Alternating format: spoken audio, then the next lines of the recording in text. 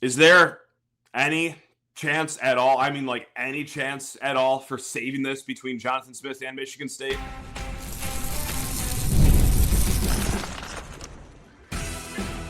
You are Locked On Spartans, your daily podcast on the Michigan State Spartans, part of the Locked On Podcast Network, your team every day.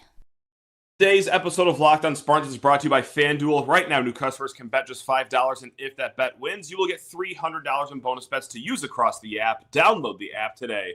Spartan friends, Spartan family, Locked On Spartans listeners, how on earth are we all doing?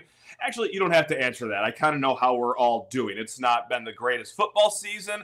We're going to talk about that in segments 1 and 2. Is there any saving this job for Jonathan Smith? And then at the very end of the show, guys, we will get into basketball talk. Michigan State, they fell to UConn last night. We're going to talk about what we liked, what we didn't like. Are there any concerns before the season even tips off? But before all that, guys, please rate, review, subscribe, comment below if you think that there's any remote shot in Jonathan Smith saving his job, turning this all around, because that's where we're going to get started here. We're going to go through a ton of mailbag questions. Because kind of a double-edged sword. On one hand, it's awesome that this season has, by far set the record for most mailbag questions ever received at lockedonspartans@gmail.com. Now, the other end of that sword is the reason for that is because everyone's really upset. Right now, everyone's miserable, and misery loves company. There's been a lot of mailbag questions just about this program. What's been happening? Where do we go next? And let's start with one of my favorite emailers of all time. His name is Fritz, always reaching out with a few questions after the game. We're going to pull apart a few of these right now. And the first one is Smith done now? Is there anything that would save him? I saw fight in the team today, and I think we should finish the season with him this year. But after that, is he out? Now, first and foremost, look, before we talk about, hey, can he save his job? I'm going to say what I've been thinking the last 3-4 weeks is that I think that this is going to be a separation that happens after this upcoming game against Minnesota, especially if they lose this game. Now, why have I been saying that? Largely because the bye week comes, right? You get 2 whole weeks to kind of rebuild whatever shift that you're going to cruise off into the last 3 games of the season with. So that's why I think that this is going to happen. I'm not going to stray away from my prediction. But let's step into the world of what could happen here. How could Smith save this? Could he be coming back? And first and foremost, let's talk business here.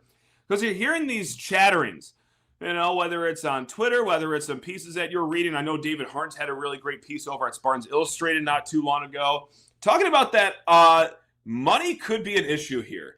Yeah, sure. It's cool that Penn State, LSU, they're shelling out north of $50 million to buy out their coaches. And in the grand scheme of things, wow, that $33 million buyout for Jonathan Smith, that's not too bad. Right, we can do that. That's only $20 million less dollars than Penn State and LSU are paying. But no, that's still a butt ton of money. A metric butt ton of money, actually, to be precise. That's a lot. I mean, that would now be still the 4th, maybe 5th largest buyout in college football history. It's a lot of moolah. And that would be, I think it's monthly installments of $500,000 for the next few years. That's a lot, guys. And Michigan State, a university that's taking budget cuts around the university. I know that then when they raise the money, it'll be from outside of that fund, but still just optic-wise, oh man, are we really going to justify spending not just the $30 million to buy him out, but more money to get your next coach? You're going to need to get a good assistant pool for that head coach. You're going to need, clearly, if you've been watching what's on the field this year, a lot of money for NIL. Oh man, Jay Batt, I know he was brought here to be a good fundraiser, a great fundraiser. He's going to have to be an elite fundraiser to make this happen. So let's just say it's not all about the money. I mean, even though that's going to be definitely the biggest hurdle to clear here. But step 1 to saving your job, try something new on offense. This is something we talked about last episode with Mike Jones of Can't Read, Can't Write, is show us that you're trying to do something drastic to turn the offense, which has been anemic around the last few weeks, whether that's firing the coordinator, Brian Lindgren, which I don't think is going to happen 3 days before kickoff here of your next game. Or, hey, overtake play calling duties if you're Jonathan Smith, show that you're doing something. Or the nuclear option on the offense itself, personnel-wise, is start Alessio Milivojevic this upcoming Saturday. It's been a rough go at it for Aidan Chiles. I know he's got the higher ceiling. I've long been the supporter that, hey, yes, I don't care how good Alessio has looked when he gets in these games. Chiles is still your best shot at a win. But at this point of the season, it's clear that things aren't really going anywhere. What's the harm in giving Alessio Milivojevic a shot here at quarterback? Step 2, you got to win 3 of your next 4 games. That is way easier said than done. I know on paper, Minnesota, this Penn State team, and then Iowa, and then Maryland doesn't seem like a murderer's row, but I don't know if Michigan State will be favored in any of those games. Maybe that final one at Ford Field, but step 3 to saving your job, you got to be someone that you're not. And this is why I just don't see this ever happening, because it's not just, well, what goes on the field between the lines, between the end zones.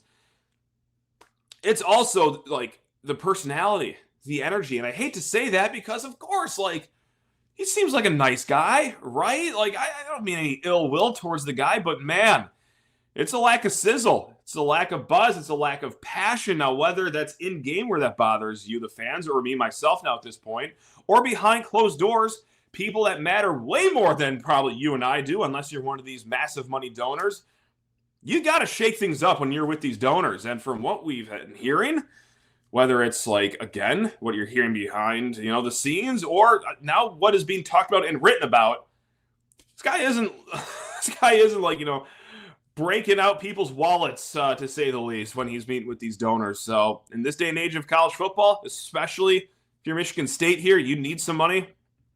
You got to be someone that you're not. So look, another question here. And this is going to reiterate what we talked about yesterday. Question number 2 from Fritz. Michigan shouldn't be ranked. Their running backs should be ranked. There was no redeeming receiver or quarterback qualities from this team. Is this accurate? That was my whole takeaway. I told myself that I would not be annoyed with a loss to Michigan because at this point of the season, we know where this is going for Michigan State. So what would be a 5th straight loss? Who could care? But no. That was my whole thesis on yesterday's show, is that, like, Michigan's not that good of a team. Like, certainly, like, above average, but they're not so good where you should be getting clobbered by 3 touchdowns. Just like Nebraska, right? Like, I didn't think that they were that great of a team yet. We are just so far away, and I'm bewildered as to how it got to this point. And then another question here from Fritz. Is there any hope to go for this year after the game? What can be taken away? Look, you saw the defense have their best effort last game. Now, could that be because Joe Rossi himself was on the sidelines firing them up? I also think he's a pretty good coach. I've long said that I think he's actually doing a fine job at coordinating. It's just the players on the field can't materialize that into production. But, hey, they had 15 pressures last game, got after the quarterback. And that'd be something to build off of, maybe. Or was that their last stand at a good effort for the season? To be determined, unfortunately. Guys, again, we got a whole lot more mailbag questions to get to. Plus, we got to talk about this basketball scrimmage here in a hot second. But first, you need to talk everyone's ears off about FanDuel Sportsbook. Now, hey, I get it. Maybe football you're just kind of completely done with, whether it's at a collegiate level or even you're so disgusted you don't want to watch NFL football. Well, I got good news for you. The NBA is back, and there's no better place to get in on all the action than with FanDuel, the official sports betting partner of the NBA. Now, even if you miss the start of the game, like I often do, hey, just plop yourself on the couch in the middle of the second quarter, middle of the third quarter. You want to ride that hot hand. You want to get in-game, same-game parlay, whatever it is, guys. FanDuel has a live bets on everything from who's going to score next to fourth quarter comebacks, everything in between. FanDuel makes your NBA basketball viewing nights all the better. And just like I said, you could combine your live bets into a same-game parlay for a shot at a larger payout. It keeps every game more exciting, especially when your team is making that late-game push. Now, right now, FanDuel is giving new customers $300 in bonus bets when your first $5 bet wins. So what are you waiting for out there, guys? Head to FanDuel.com, sign up today, and play your game with FanDuel, the official sports betting partner of the NBA.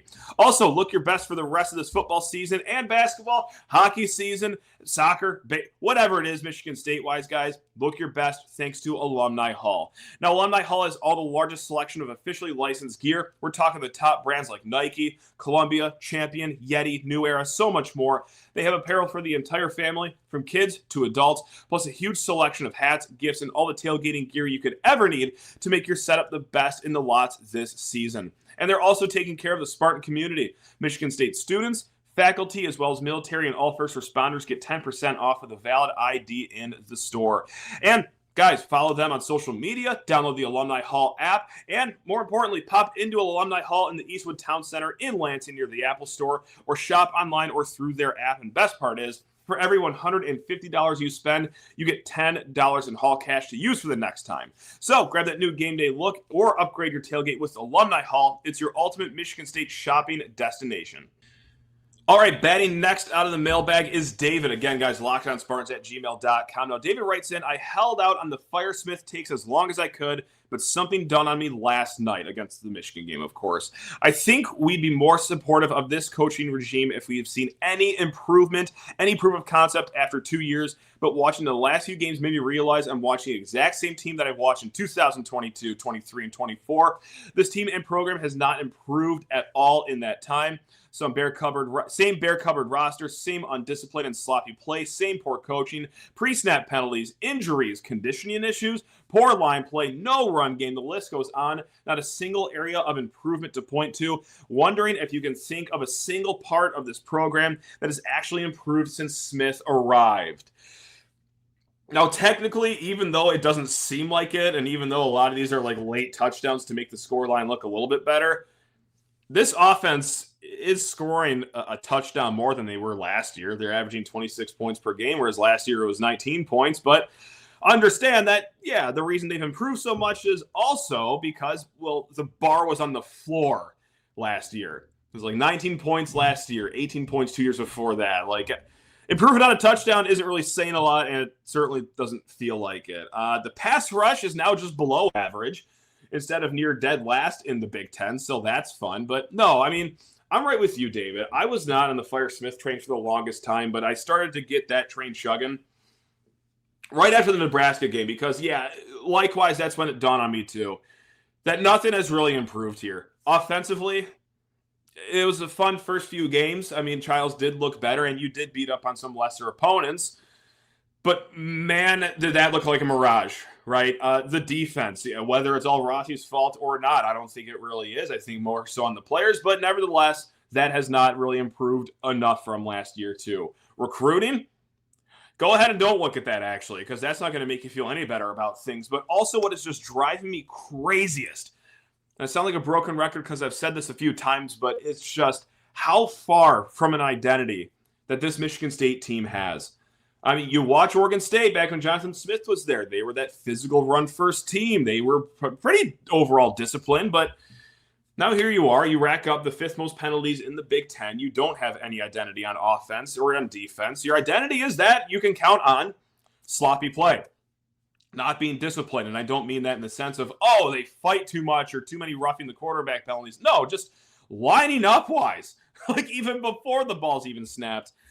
So that's just what I'm shocked with, and that's why I'm just, also with this too, whether it's identity and culture, the offense, the defense, recruiting, none of those four phases look any better than they did to start last season. So that's where I think that this is just a long way of going nowhere, and we got to get things shaken up here. Now, Blake writes in, Matt, great show. Hey, thanks a lot, Blake.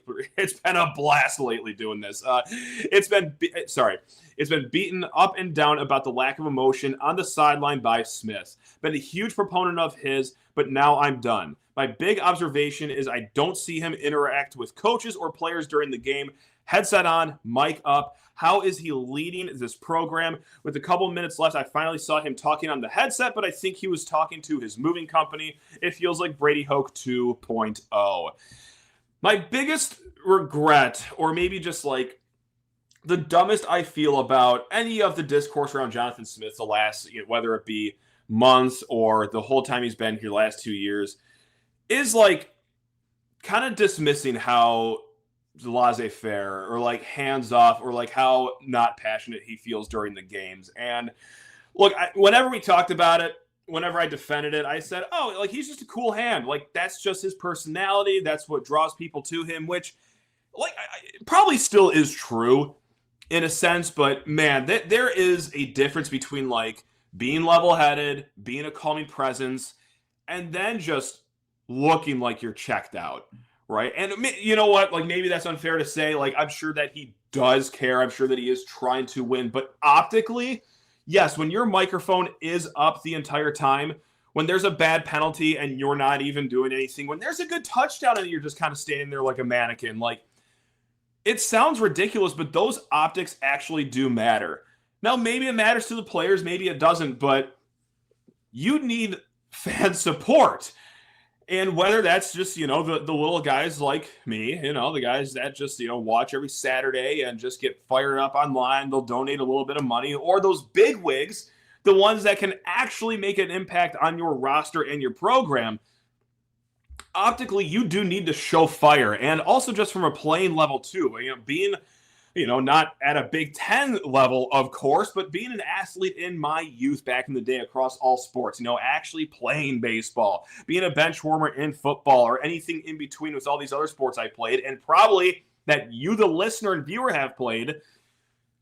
Energy's got to come from somewhere, and understand that, yes, sometimes it's got to come from your teammates, but man, when the going gets tough, it's got to come from somewhere higher. And I appreciate Joe Rossi's efforts the other night. Like, that was all fun and well, but man, you go back to the UCLA game, snoozing through your homecoming game, just the millisecond the going gets tough. I mean, your team just folds like a dollar store lawn chair.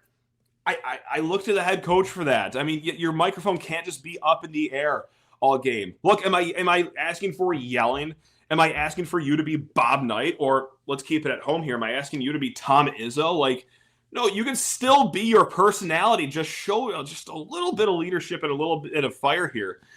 So, yeah, I don't know. Like, the Titanic is sinking. Like, you want the captain to just be arms over his chest, not talking to anyone else, just staring off into the distance. I mean, heck, I'll relay it to my own life here. Like, I just coached, 5-year-old baseball / t-ball. That was like herding cats every day. Like, there's often times where there were dog piles and things were just getting out of control. Like, what if I just stood there in the infield while the parents are on the side watching their kids having a scrum for the 80th time this season? Like, no, you got to get in there and try to facilitate things and try to have some structure here. Like, you got to be a leader. You got to be a coach. And, I mean, fair or unfair, like, that's part of the big reason, too, why I'm now on the, all right, I'm out on this guy thing. You got to see more of it, especially in a sport like football. I mean, God, it takes a lot of energy and passion in a sport as brutal as this one is. So, yeah. Zach writes in, if this game doesn't get Smith fired, what's it going to take? And if Smith gets fired, what are your thoughts on keeping Rossi around after this game? He seemed like the only passionate coach on the staff, and I love seeing him on the sideline tonight. Yeah, I guess Rossi would be a fine interim. I just don't want it to be any of the Oregon State guys because, like, we get it at this point. We've seen what this collection can do now. So whether it's Rossi, whether it's Courtney Hawkins, whether it's Tom Izzo coming over and putting on the headset, I'm only half joking about that. I don't care. Now, what's it going to keep? I mean, maybe not after this game, but maybe what would it be? After the Penn State game at home, because that way you'd be mathematically eliminated from making a bowl game. Maybe that's going to be another way that they go here. Or maybe it will be all the way till the end of the season. Maybe it takes J-Bat that much time to calculate how to get the money, how to move the money around, how to make this actually financially possible. But yeah, I mean, it's just a guess right now. It's just a hunch that I do think it happens this weekend.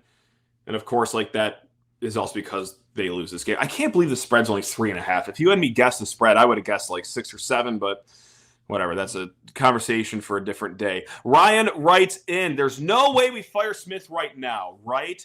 I understand that everyone is frustrated, mad over it, all that, but you've talked about this before. There are going to be a ton of big-time head coach openings, and I really don't want the next head coach for Michigan State to be the scraps of what's left in the coaching pool. Go search what cultural programs have fired their head coach this year. Look at what's currently out there, not to mention what's to come with other firings or coaching moves. Certainly part of the conversation here, Ryan. Like, this is a thing that this is going to be a banana land coaching carousel. Right now, even before November is being read off the calendar here, you have LSU, you have Penn State, you have Florida, Arkansas, UCLA, Virginia Tech, Oklahoma State, Stanford, and then maybe there's Florida State, maybe there's Wisconsin, maybe there's Auburn. Who knows if Kentucky parts way with Mark Stoops? Like, this is a Looney Tune cycle that we're about to be a part of should Michigan State part ways with Jonathan Smith. But look, I still think that there are going to be a good number of coaches out there, and there might not be a lot of overlap with who Michigan State targets versus like who LSU or Penn State or Florida is going to target, maybe Florida State too. Like, is Michigan State going to make a run after Lane Kiffin the same way LSU and Florida are? I don't think so. Like, is MSU going to make a run after Matt Rule or Marcus Freeman? I mean, it's not to say there's going to be no overlap at all. Summerall is another one who I don't think Michigan State will be going after, that SEC schools will. But there will be some overlap here, right? Like Alex Golesh, the guy down at South Florida, who I think would be a fantastic fit here. Bob Chesney over at James Madison. James Franklin. I mean, I think that would be great for Michigan State. But, I mean, Auburn could be after him. I could see Florida taking a dot. Whatever it is, there's going to be a lot of shuffling. But just because there's a lot of other openings, like, doesn't mean that won't happen again next year. Doesn't mean that Michigan State can't still get a really good coach, because as wide as the coaching search will be for a lot of schools, I think that there's that many solid candidates out there. But look, I think holding on to Smith for one more year, I think does some damage. I don't see any good coming from it. So might as well flip the page onto the next guy, right? Whoever that may be. So fun times we're having right now. That's fun doing coaching search talk when your guy is still like gainfully employed right here. All right, guys, we're going to get to another mailbag question, then talk a little bit about the scrimmage. But first, need to talk everyone's ears off about Mazda. That's right, guys, because Mazda crafts cars for those who do simply more than just move. Mazda delivers confidence with every ride, with more IIHS Top Safety Pick Plus awards than anyone else as of August 2025. From footwork to breathwork, athletes sweat all the details, and Mazda brings the same attention to how they craft every single model. You can feel the Japanese craftsmanship in every detail, from the metallic accents to the available Napa leather upholstery. And guys, best of all, with all-wheel drive standard in every crossover SUV, you can drive with confidence through almost every season. Like our players, we sweat every detail, because when you make every move count, impossible becomes irrelevant. It's Mazda. Move and be moved. All right, guys, last football mailbag question before we get to a little bit of basketball talk here now. Roger writes in, Tony Annese from Ferris State should be our next head coach. He's the next Curt Cignetti. Google him. So let's Google him if you don't already know who he is, Tony Annese, because you see this name's thrown around a little bit here and there. I mean, this is even dating back to when Mel Tucker got canned, too. Tony Annese, though, 64 years old, and not to put, a guy that's over 60 in a coffin, but 64 years old, a little up there, right? Now, just like Curt Cignetti, I believe Curt Cignetti is over 60 as well, and they seem to be doing okay here. But now he's been at Ferris State for 13 years. Now, in that 13 years, 3 national titles in the last 4 seasons, and a record of 138 and 21. 138 wins, 21 losses. This guy knows what he is doing. Now, he's never done it at a Division I level, of course. He was in the Michigan high school ranks, killing it down there for quite some time, and then a little bit of time in the Grand Rapids Community College circuit, and then, yes, Ferris State, where he's just put the Bulldogs on the map. But I don't know. Count me as one of the people that's just a little bit scared of having a guy go from D2 straight to D1, and it's not an X's and O's thing, of course. If you could do it at that clip, 138 and 21, I mean, like, I think that you could be a good coach anywhere, but I just get really concerned about recruiting. Like, what inroads does he have at a Division I level? Can he hire a staff around him that could, make an impact, whether it's portal-wise, whether it's recruiting? Would that hire be enough? And I hate to talk about it like this, but like this does matter in this era. Would that be a hire that fires up the fan base and the donors enough where they're shelling out the millions upon millions of dollars it would take to build a good staff and, more importantly, a really solid roster? If you can talk to your donors behind closed doors, if they can be fired up about Annese, then fine. I'm fired up about it too. If you can give him a $22 million roster in the Big Ten, for example, I'm just going to throw a random number out there that's higher than what Michigan State has right now. You know what? I'll see it out. But yeah, I'm just more of like the Alex Golesh camp, for example. The James Franklin, a guy that's more established of a recruiter, and has done it at a Division I Big Ten level. That's where I'm at right now. But yeah, if you can get donor support, yeah, let's run Annese up that flagpole. Why not? Now, guys, we're going to talk about basketball here, because on UConn Plus on Tuesday night, there was a brutal game being played. And no, I'm not just talking about the final score of 76-69, because honestly, it was It was a wider gap than that. I believe Michigan State ended on a 7-0 run, but it was a brutal game because you heard the whistle on fouls 56 times. 56 times. Now, part of that is because, well, some scrimmages like this one, they don't have foul limits, right? Like, they just let the boys play out there. The other is just, like, college basketball is called way too ticky-tacky more times than not. There were 50 free throws in this game, but yet not a great showing from Michigan State. I mean, UConn was also out Braylon Mullins and Terrace Reed, so two key contributors, and yeah, they kind of had their way with Michigan State. And look, Michigan State 2 scrimmages in so far. They took care of Bowling Green the other night, and then they lost to UConn. So I went out and I asked, did this make you feel better? These 2 scrimmages make you feel better or worse about the upcoming season? On Twitter, I asked this. Now 546 of you guys voted. Worse came in at 57%. Better came in at 42%. But let's just talk about, the quick things that I saw that was fine on Tuesday night. Some enlightening things. And I'm going to start with your floor general. That's right, the point guard, Jeremy Fears. The offense he had going on a little early, he was more assertive, which is something that we said time and time again last year. While he didn't have to be the number 1 or the number 2, oftentimes even the number 3 option last year, still, like, when you get down to that lane, hey, let's, huck up a floater, see what happens. He had one of those. I mean, it wasn't a perfect day for him. No, he had 6 turnovers, but also 6 assists. I mean, he was in his foul drawing bag. Certainly, he had 13 free throw attempts, and I thought just looked comfortable overall. And he's going to have to. Like, that is your floor general. There's going to be more responsibility on him this year than last year, it's safe to say. Now, the other good thing I saw, the freshman. Because, well, when Caleb Glenn goes down with that injury, Jordan Scott's going to have to grow up, and he's going to have to grow up quick. Now, obviously, tough night on the road at UConn. That's a tough environment, even in an exhibition setting. But Jordan Scott, 6 points all in the second half. Assertive on offense. I mean, I think his jump shot looks fine, pretty good. So is he going to be a 25, 28-minute player for Michigan State? No. But at that 3 position, he's going to have to grow up and have to be an instant impact player here for Michigan State. Also because the offense has got to come from somewhere. But before we talk about that, I thought Cam Ward, yes, well, he just had a single point. I thought defensively, he looks the part of a Division I player, and that's something we have never questioned going into, his season that has yet to start, is that if you just watch him, his high school tape, his AAU tape, whatever it is, that kid's motor, that kid's tenacity, his dog, as us Michigan State fans call it. Yeah, that's certainly there. So he had some tough assignments too. Alex Caraban, a guy that's been in college for what seems to be 8 years. I thought he, held up pretty well against him. So yeah, defensively, I feel like he can contribute. Offensively, I'm sure he'll have spurts. Don't count on him for a 10-point game every time he gets in, but yeah, on the low block, he can make things happen every once in a while. So here's the concern. Here's the bad, and it's not, something I'm going to scream about and panic about yet, because Lord knows Michigan State will have their share of good opponents to get a good measuring stick against, like Arkansas early on, of course, Kentucky, you got North Carolina, all before the Big Ten season starts, but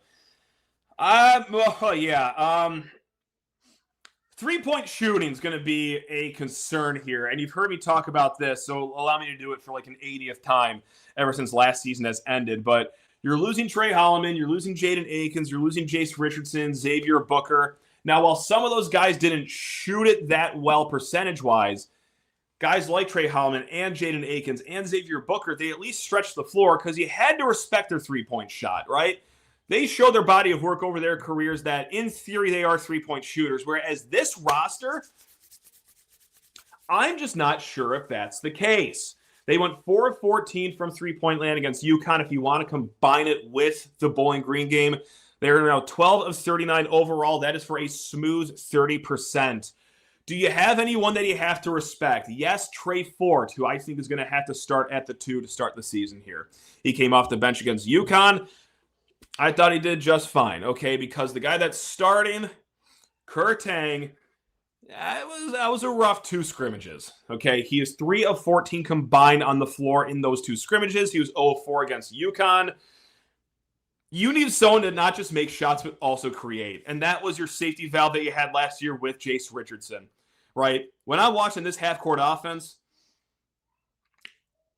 I know we got a lot of season left. Again, I don't mean to panic before these games even start counting, but oh my, someone's going to have to create.